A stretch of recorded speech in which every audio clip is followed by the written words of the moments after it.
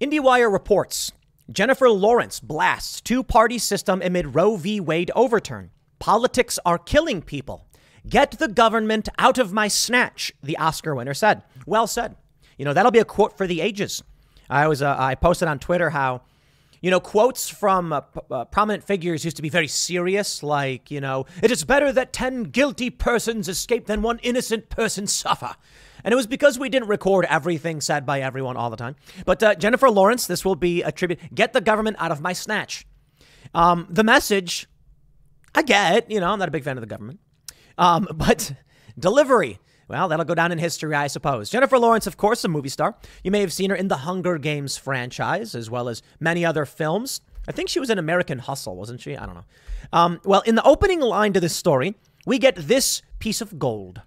Oscar winner Jennifer Lawrence has had recurring nightmares starring Tucker Carlson for years. Now, hold on there a minute. I know everybody immediately wants to jump to this negative headspace of assuming that she's having nightmares about Tucker. It says starring Tucker, okay? Nightmares starring Tucker. So they don't explain in great detail right away what that means. And perhaps, maybe she's having a nightmare about a dragon.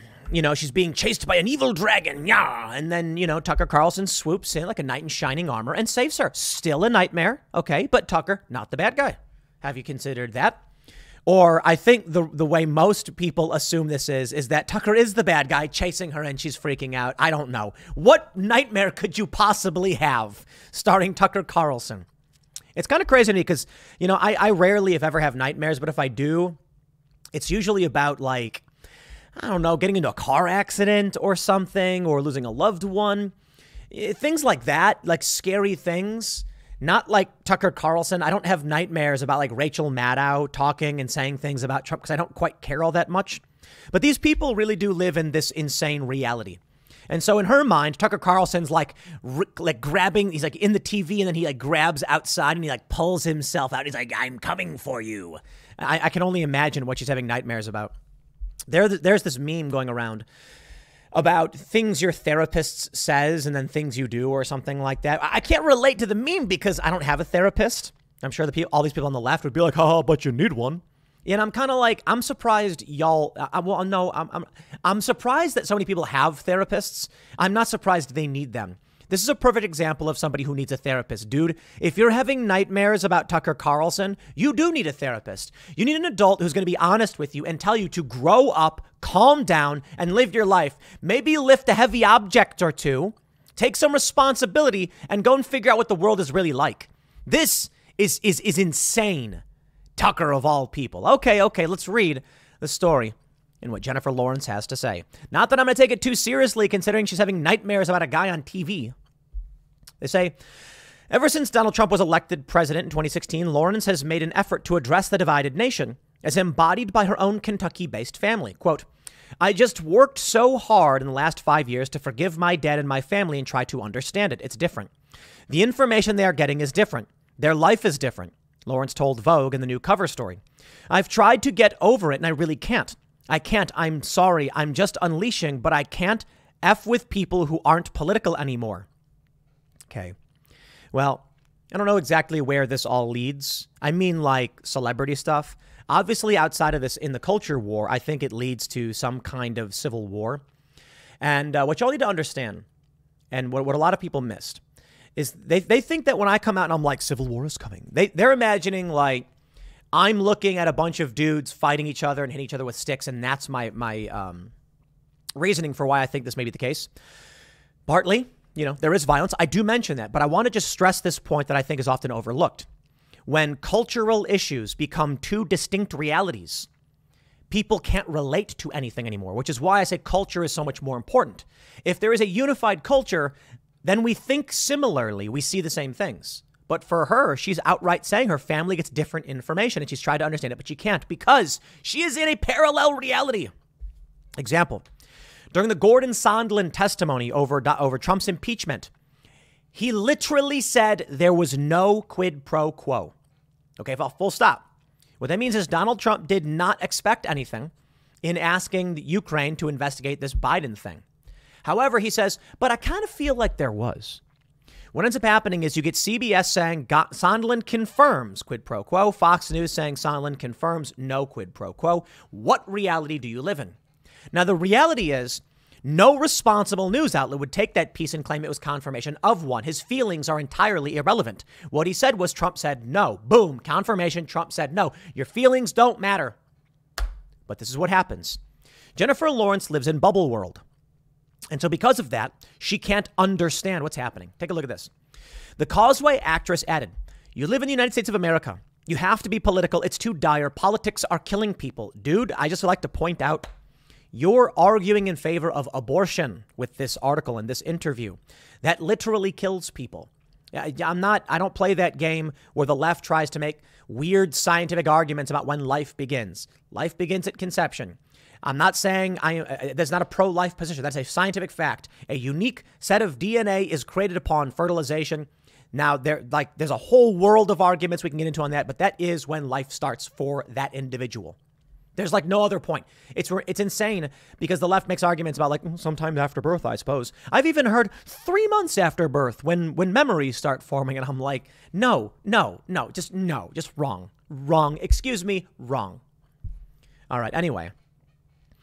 To her family, Lawrence explained, "I broached the subject in the sense that I unleash text messages, just boom, boom, boom, boom, boom. They don't respond. And then I feel bad and send a picture of the baby." Okay, dude. Yeah, see, this is unhinged. Just spam messaging people. I don't care if on the left or the right. That's not going to convince anybody.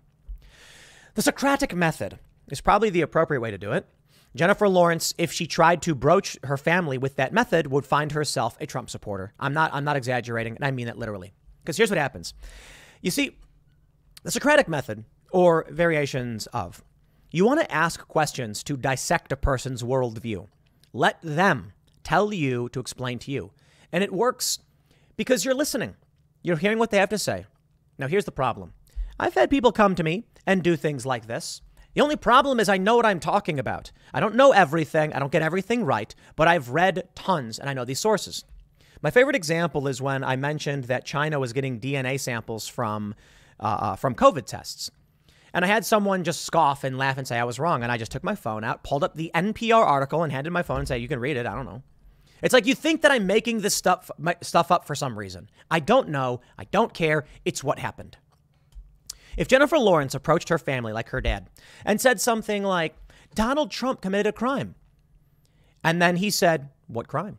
Say the going after Ukraine. What did he do in Ukraine? Well, I don't know. There it is.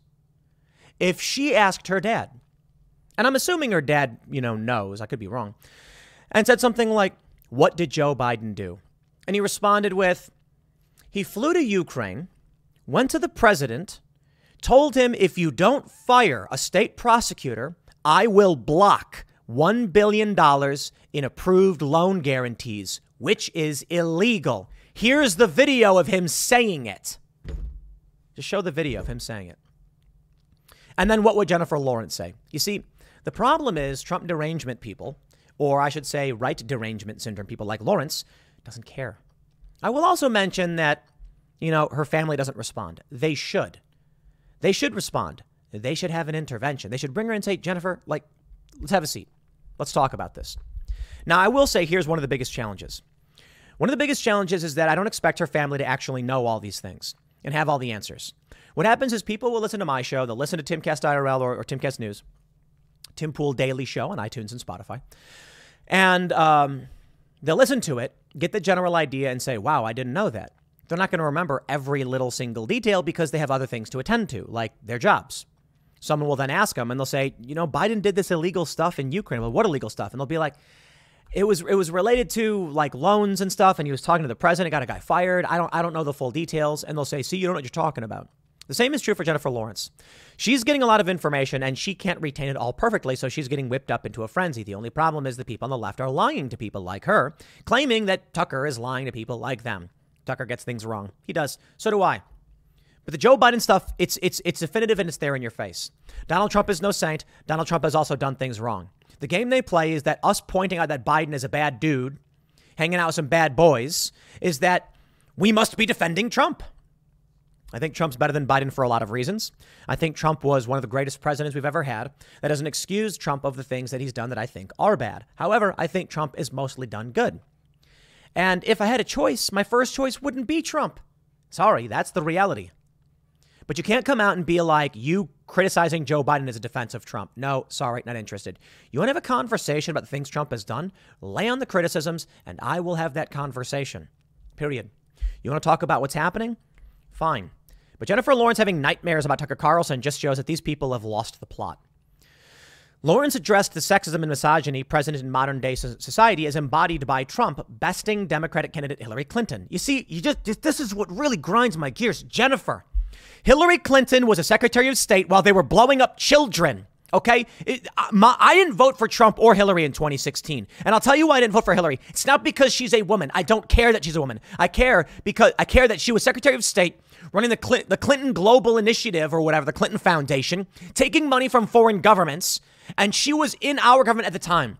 I care that Joe Biden was the vice president when Barack Obama blew up American citizens without charge or trial. You come to me and say, but what about abortion? I'll say, shut your mouth. I don't care.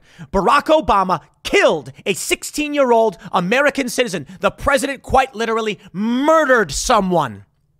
You come to me and you say, we've got these pressing domestic issues, Tim. And I say, I get it.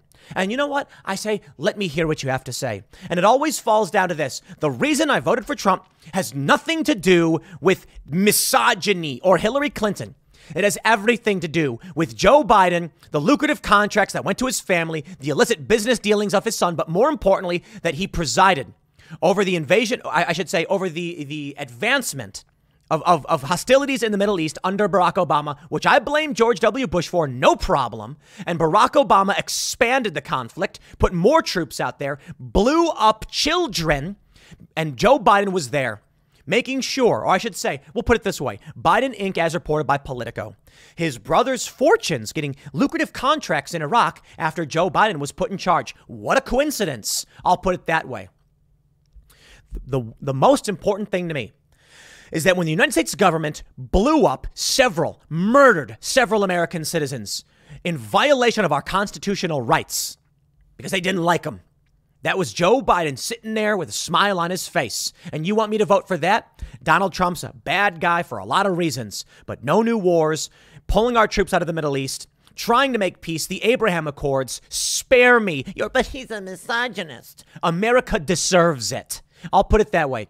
If you want to complain about Donald Trump and his misogyny, you deserve it for putting people like Barack Obama in office. This is what you get. It's penance. You can complain all day and night about everything you don't like about Donald Trump, and I will still vote for the man when he signs the Abraham Accords. I will still vote for the man for what he did in trying to bring peace to the Korean Peninsula.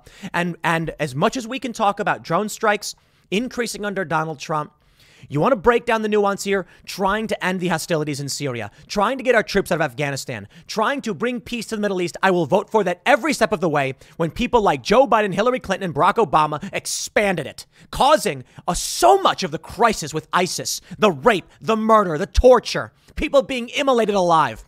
Jennifer Lawrence, that's what you get. The sexism and misogyny that you don't like, fine. It's there. You want to talk about it?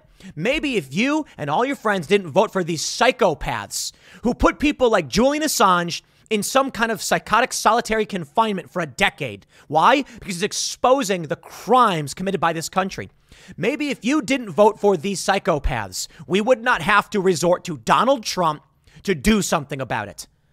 I'm so sick of these people going, but he's a misogynist. Yeah, well, you voted for the guy who blew up kids. You voted for the guy who blew up kids. Donald Trump is no saint when it comes to what happens in the Middle East. He's been accused of signing off on a commando raid which killed a little girl. I get it. But when I'm looking at a president in Trump that is ending ISIS, that is getting our troops out, that is saying enough with the NATO expansionist policies, I'm like, you know what, man? I'll take what I can get. I'm not going to sit here and pretend Trump is the greatest guy who ever lived, but for those reasons, one of the best presidents we've ever had. Everything else is, all of it problems, and I'll take what I can get. But come to me. Here we go. It breaks my heart because America had the choice between a woman and a dangerous, dangerous jar of mayonnaise. And they were like, well, we can't have a woman. Let's go with a jar of mayonnaise. The Don't Look Up star said. I don't want to disparage my family, but I know that a lot of people are in a similar position with their families. How could you raise a daughter from birth and believe that she doesn't deserve equality? How? Jennifer, please, I hope you hear this, because I think you're an amazing actress. Big fan of your work in X-Men, absolutely. You need to understand, at least me. I can't speak for anybody else. I don't care for Trump, and I didn't vote for him in 2016. What I care for is ending the hostilities, ending the interventionist U.S. military-industrial complex policies, Donald Trump selling weapons and bragging about it. Good. The people need to hear that. The people of this country and the world need to hear that. But you know what message we need? What we don't need is Barack Obama, the Fast and the Furious. You know what that was? Not the movie. No, it was when weapons were transferred to cartels and Americans were killed with those weapons. A 16-year-old American citizen named Abdulrahman al-Awlaki. Yeah, it's a little Muslim kid. Killed by the Obama administration, signed off the execution with a drone strike. A civilian cafe was bombed by America. And you want me to vote for her and then come to me and tell me that the real reason was that I didn't want a woman to be president? Dude, I'd take Jill Stein over Hillary Clinton or Donald Trump. Well, maybe not today, but in 2016, probably.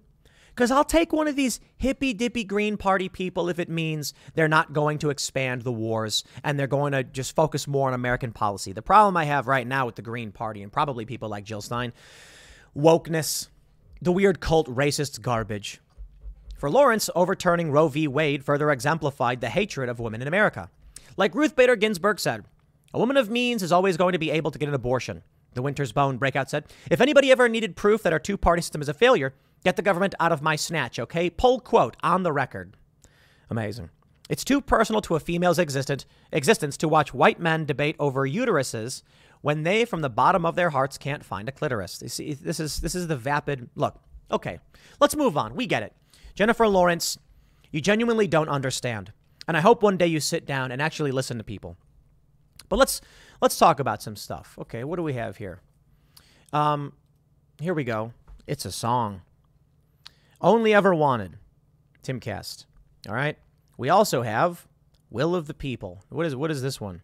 Oh, yeah, this is Marjorie Taylor Greene destroys noob at Magic the Gathering. Shout out to the Timcast projects. Let me tell you why we're doing these things.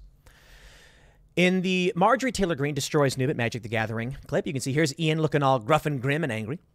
And someone said, dude, you actually made MTG play MTG. You're making history here. The meme magic is too strong with you guys. Jennifer Lawrence is in the news because she's a movie star.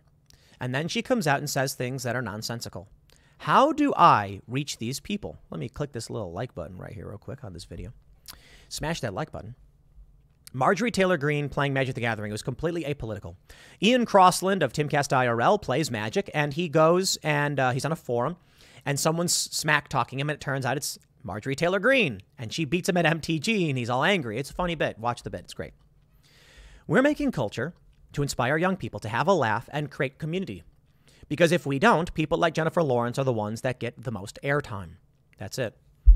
We released a song a couple years ago called Will of the People. 2.2 million views. And it's got millions more on other platforms, several million, and weirdly on Twitter, millions. It's overtly political. 15,000 comments, 93,000 thumbs up. Amazing. I appreciate everybody who watched it and liked it. And even right now, it gets tons of play. We didn't do a great market. I don't know how to do music marketing, so we just released it.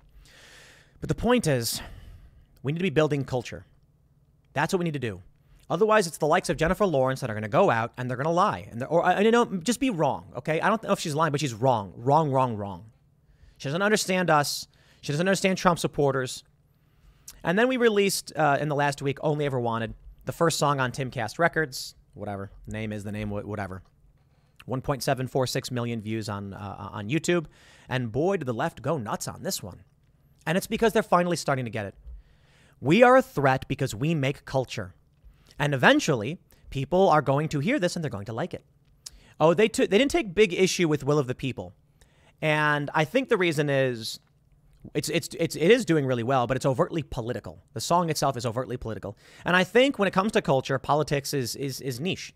The average person is going to listen to this and be like, I totally get the message. So as long as you're making content that's overtly political, they're not super worried. They are super worried about Tom McDonald, though, because he gets like tens of millions of hits. They don't want him hitting Billboard, that's for sure. But Only Ever Wanted, they really took issue with. And it's kind of a, rock song, emo-ish, I guess. I think the reason they took issue with that is we are moving into the apolitical arena, and that's bad. See, Will of the People, after 2 years, has 2.2 million views. Only Ever Wanted, after a week, has 1.7 million. It did really, really well. 67,000 thumbs up, comparable thumbs up rate to Will of the People, overwhelming praise, except from the left, who are freaking out. I know I talked about it quite a bit last week. We're not in full promotion mode anyway, because the Billboard tracking period is over, but check out the song if you want to. We're making more. In maybe like 3 weeks, we have another song that's being released, and we've got a bunch of people requesting songs that we used to jam, and we're going to have that impact. So people like Jennifer Lawrence, this is the point that I've been trying to drive home. I hope people understand the reason why I've been pushing so hard to make stuff like Cast Castle, Tales from the Inverted World, and music. They're not political. We need to control the cultural space, and they know it, and they're getting scared. They're getting scared at the expansion of the Daily Wire. They're getting scared at the expansion of Timcast, and this is exactly why. This right here is the example. Having nightmares about Tucker Carlson. Well, it's going to be really funny when we put out a music video that's Tucker Carlson's in, but what if people really like it?